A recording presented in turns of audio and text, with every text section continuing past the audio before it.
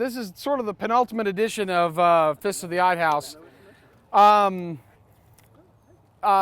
Chris and I, we figured out we've been doing this since 2004 in some fashion or another.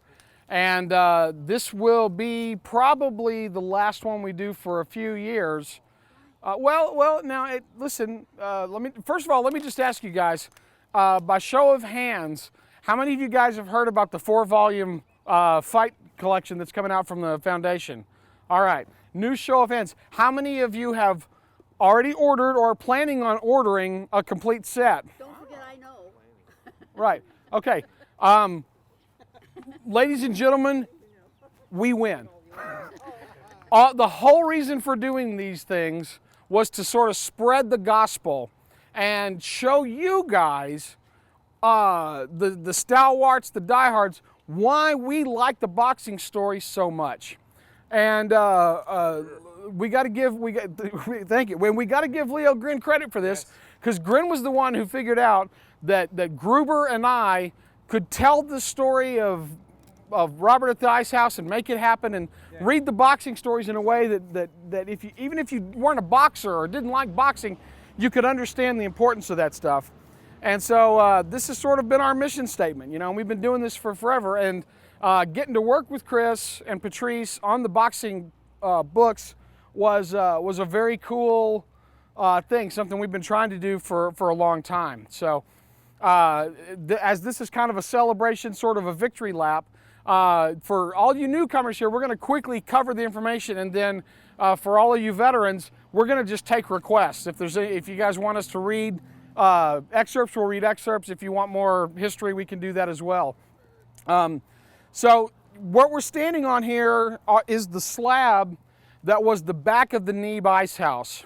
The Ice House was critical in early 20th century rural development for a couple of reasons. Mostly, they were working on refrigeration. They'd figured out how to make ice, but they hadn't really used it in a productive application. What they would do is they'd throw a bunch of ice into a boxcar, put meat in that boxcar filled with ice, and run it down the line. Now that was really crude, but it was effective. All of a sudden, your local market for produce could be expanded by 50 or 100 miles. So ice in town was a sign of civility. It was a sign of progress. It meant that you were going places. Most of the ice houses were actually conveniently real close to a rail line, and one of the old rail lines cuts across here. You can't see it anymore, but the former tracks are here. And this is where they would put the cars in and all that. Now during Prohibition, there was another use of the ice houses, and that was alcohol. It was a place where the workingmen would gather on Friday nights because the back dock was open, the vaults were full of ice, and it was about 20 degrees cooler. And so they'd come hang out, and there was the occasional, as we call them in Vernon, adult beverage on hand. And as soon as Prohibition happened, all they did was just take the beer and move it into the back out of the way. It just got off the docks. One of the guys that I did research with from the Petroleum Museum for Blood and Thunder told me a story about how even in the 50s in a dry county, you could drive up to the ice house in his town and ask for a $5 bag of ice. And that $5 bag of ice had a little bit of ice and a six-pack in it. So that was the code for that. And of course, in 26, 27, Robert's tired of the dead-end jobs. He's working at the drugstore. He hates it. He's putting himself through this physical regimen, this workout, and he starts boxing and getting real good. And Dave Lee, I think, is the guy that said, why don't you come over and hang out with some of the guys one Friday night? And we've got a couple of eyewitness accounts that remember hearing that Robert held his own here, He was strong enough to fight, and did fight and got in the ring. Probably not as much bare knuckle, but definitely with gloves. And so this, for me and Chris, is hallowed ground here. There's RAH DNA somewhere in the on this slab, and it's pretty significant. And I don't think it's an accident that at the time he quits the job. His dad says, all right, son, I'm going to give you a year. You've got a degree. You need to be using it. You got a year to start making some money from this stuff, or you're going to go get a bookkeeping job. And so Howard, and I think it's just maybe dumb luck that Fight Stories came out in February of that year. This was right up his alley. Oh, yeah. Jeff is going to be our Carol Merrill. You can trade Jeff in for what's behind door number 2. Special thanks to Tim Arney for tracking this down. This is a photograph from the Eastland Library of a boxing ring at the Ice House, presumably in Eastland. Is that correct? They don't know for sure. Yeah. This would have been about the right time period, 1920s, 1930s. So Eastland, is just about an hour east of here, down I-20. So this is a shot here. This would be something what it looked like. Yeah. I'd go with that. Yes. These are smokers basically. Right. Right. And these guys, Howard is, of course, he's been a boxing fan since age 11. He's been reading the Ring magazine and the Police Gazette. Fight Stories comes out, and it's a pull. It's something he wants to do, and it's all about boxing. And so he spent a lot of time, as you'll see in the first book that's coming out, he spent a lot of time trying something. He was working on something. He couldn't quite get the formula right. He'd get one thing right, but the rest of the story wouldn't click. And he'd try a different story, and something else wouldn't click. And it took a while before all those elements sort of fell into place. But when they did fall into place, they started buying them and paying on acceptance. This was a big difference from Weird Tales, where he paid on publication. So he'd send a story in, and a week later, they'd say, we got your story, we like it, enclosed, find a check for $75. Well, guess what? Howard was making money writing. So he didn't have, and then about that time, some Weird Tales money come in that was owed him, and it was enough to allow him to keep from doing the day job. And so I really think that boxing is responsible, for Conan. I think he can draw a through line to this because Howard immediately, they said, we want more of these Costigan stories. And so he had to start writing them. And now he's having to kind of come up with plots. Can't really, there's no way to draw a direct comparison to anything that anybody that he might have been fighting, but there's some descriptions that sound like they could have been, like Howard, instead of fighting in the cramped forecastle of the ship, it could have very well been one of the cramped vaults back here. The first story, The Pit of the Serpent, that was published, is in a 10 by 10 pit, where and Howard talks about, the guy knew how to fight and would move out of the way, and he'd skin his knees or skin his elbows or his knuckles or break his hand. This is the kind of fighting that they would do in this kind of environment. So. Howard used a lot of the ring lore that he had been reading for years. He recycled fights that he remembered and turned them into Costigan plots. Some of the villains that he fights bear a strong resemblance to former Golden Age heavyweights. Champions, Fitzsimmons, for instance. Right. Sharky. And so once he got started writing these things in late 28 is when the first one got accepted. He didn't stop. He wrote boxing up until 6 months before his death. DeCamp wrote in Dark Valley Destiny that he wrote so many stories that he outstripped his demand, and that wasn't the case. Every time a new story would show up, a new market would show up, he'd send them stories, and they'd go, "Great, send me more." And it wasn't his fault that the magazines folded. It was always the market in play. But the Costigan stuff was so popular and doing so well in Fight Stories that the editors from Street and Smith actually contacted Howard and said, "Listen, we really like this character.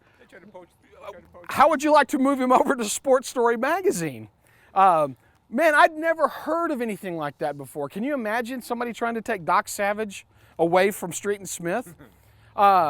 But, and Howard kind of was a cool customer. He said, actually, I like where we are with Fight Stories. They're doing great by me. How about if I write you a new series? And that's where we got Kid Allison. The Kid Allison was not as popular, and Patrice made the observation that it's kind of like the opposite of Costigan in formula. Yes. Yeah. He has an essay.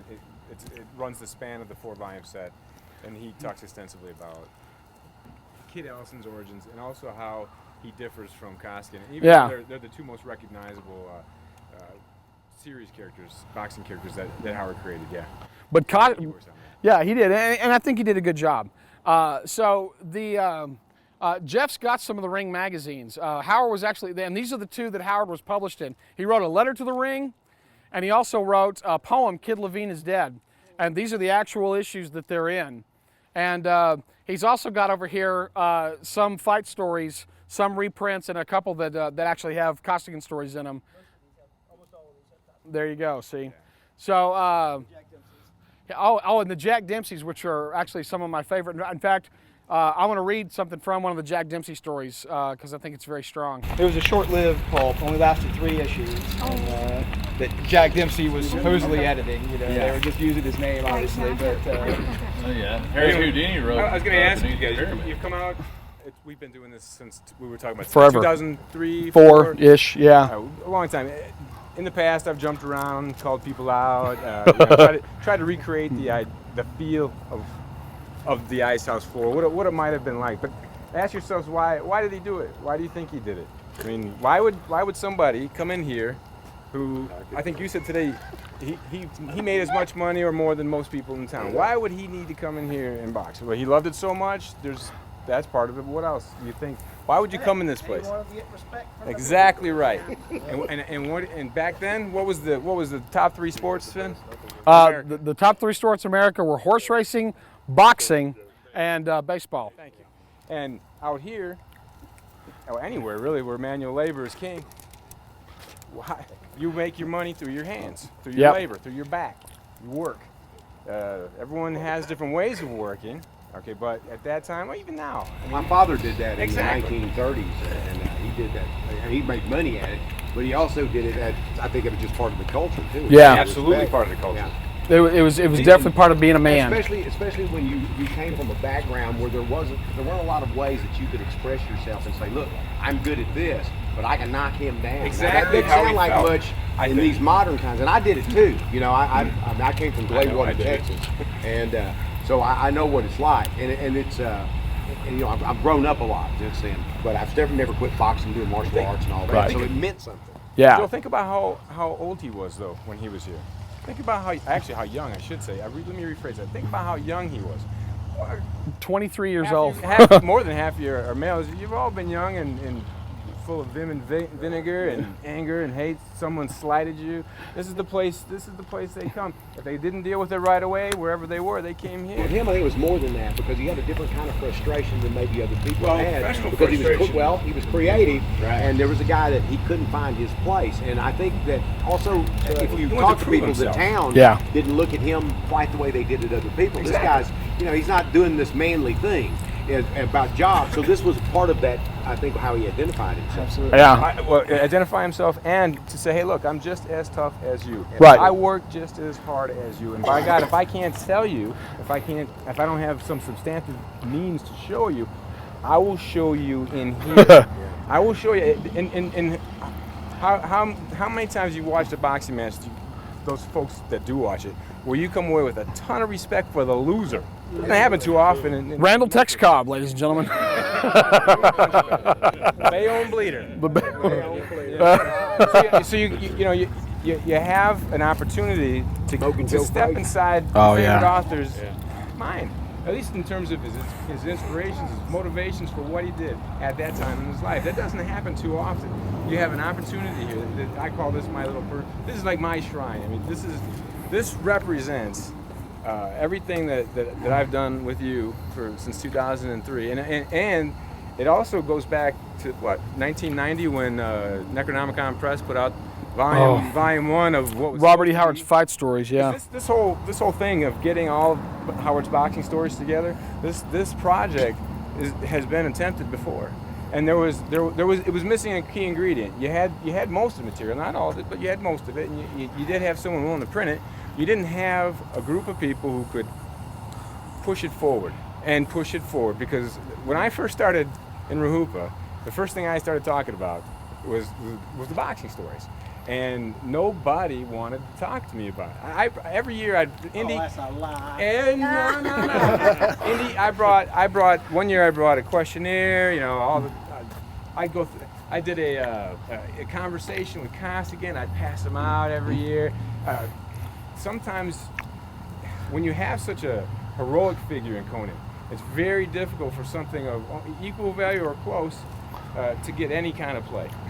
And so you need a voice. You need a voice of recognition. But it was important to me because I realized Robert E. Howard wasn't just, and when I say, I'm not couching this in any kind of language. When I say just, I mean he was more than a fantasy writer. He was more than just a heroic fantasy writer. He was a talented writer who took time to learn Westerns, boxing, sports, whatever it was, and he was successful at nearly everything he touched in a very short amount of time. And that was part of what I wanted to do. I remember sitting around with you and Leo going, this guy's got it all. Imagine what he would have done. And I know it's a trap we shouldn't fall into, but I can't help it. What if he had lived another 20, 30 years? I mean, if he was already tapping in to this kind of chameleon-like ability, and we're already lucky with what we have, but what could have been? It's a tantalizing question. And that's the other thing is, you know, it's important to have some context for these stories because they're kind of a cultural artifact of a bygone era. You know, boxing is more of a niche now than it was like a major endeavor, and so you need sort of you need to understand why Howard wrote more boxing stories than anything else. I think it's also worth talking about that, you know, I've said this before at Guest of Honor things, that, you know, those 21 Conan stories did an excellent job of hiding everything else. Yeah. And you know, we all got in through Conan. But I think if you are trying to get a balanced picture of Robert E. Howard as a creative person or just as a man, you have to look at the number of humorous things that he wrote. His humor writing is roughly a third of his total output in terms of short stories. Man, that's significant. And it's taken this long.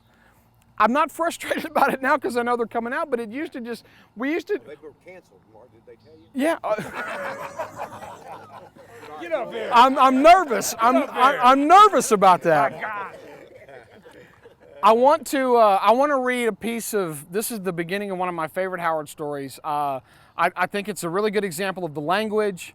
You know, I did these for the radio show for years and miss him terribly.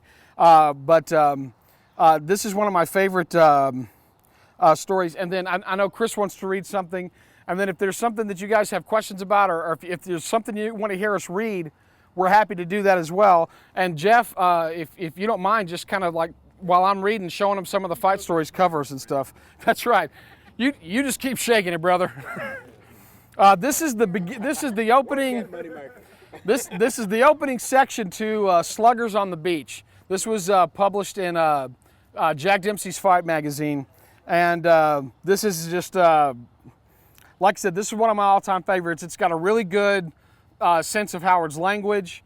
It's kind of a nice little encapsulation of everything that he did that just cracked me up the second I read these. And I'll have to. I need a second to Costigan up. So give me a second here. The minute I seen the man which was going to referee my fight with Slip Harper in the Amusement Palace Fight Club, Shanghai, I takes a violent dislike to him. His name was Houlihan, a fighting sailor, same as me, and he was a big red-headed gorilla with hands like hairy hams, and he carried himself with a swagger which put my teeth on edge. He looked like he thought he was king of the waterfront, and that there's a title I aspires to myself. I detest these conceited jackasses. I'm glad that egotism ain't amongst my faults. Nobody'd ever know from my conversation that I was the bully of the toughest ship afloat and the terror of bucko mates from Valparaiso to Singapore. I'm that modest, I don't think I'm half as good as I really am. But Red Houlihan got under my hide with his struttings and giving instructions in that foghorn beller of his, and when he discovered that Slip Harper was an old shipmate of his actions growed unbearable. He made this discovery in the 3rd round whilst counting over Harper, who had stopped one of my man-killing left hooks with his chin. 7, 8, 9, said Houlihan. Then he stopped counting and said, by golly, ain't you the Johnny Harper that used to be the bosun amongst the old Saigon? Yeah, goggled Harper, groggily getting to his legs while the crowd went hysterical. What's eating you, Houlihan? I shouted indignantly. Go on counting. He gives me a baleful glare. I'm refereeing this, Mill, he said. You tend to your part of it. By golly, Johnny, I ain't seen you since I broke jail in Calcutta. But Johnny was up at last and trying to keep me from taking him apart, all of which that prevented me was the gong. Houlihan helped Harper to his corner, and they kept up an animated conversation till the next round started, or rather, Houlihan did. Harper wasn't in much condition to enjoy the conversation, having 3 left molars embedded in my right glove.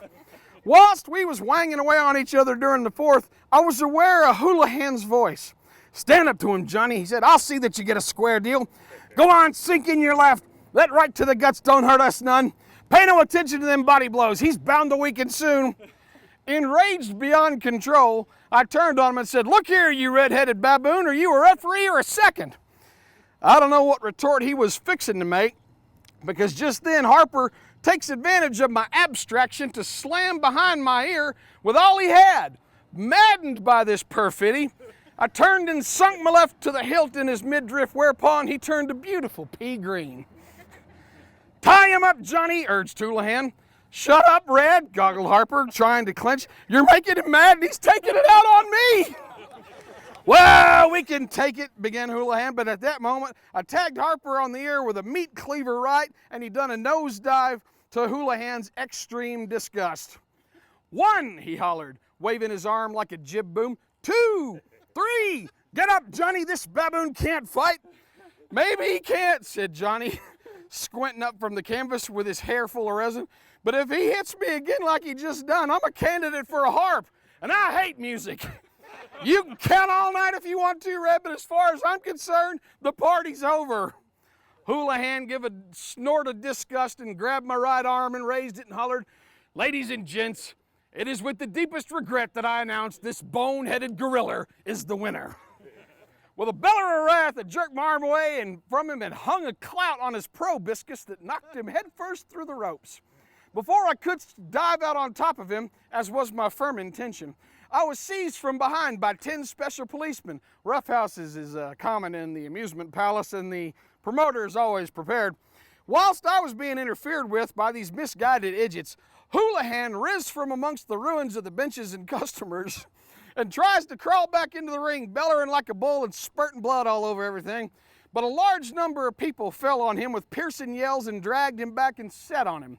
Meanwhile, 40 or 50 friends of the promoter had to come to the rescue of the 10 cops, and eventually I found myself back in my dressing room without having been able to glut my righteous wrath on Red Houlihan's huge carcass. He'd been carried out through one door whilst several dozen men was hauling me through another. It's a good thing for them I left my white bulldog Mike aboard the Sea Girl. So that to me is one of the classic examples of just the unreliable narrator, the wonderful hyperbole. 10 cops and 40 people had to come to their rescue because that wasn't even enough. It ain't like running a movie in your head. Well, you know, and I'll tell you, it really is. It's a gorgeous setup.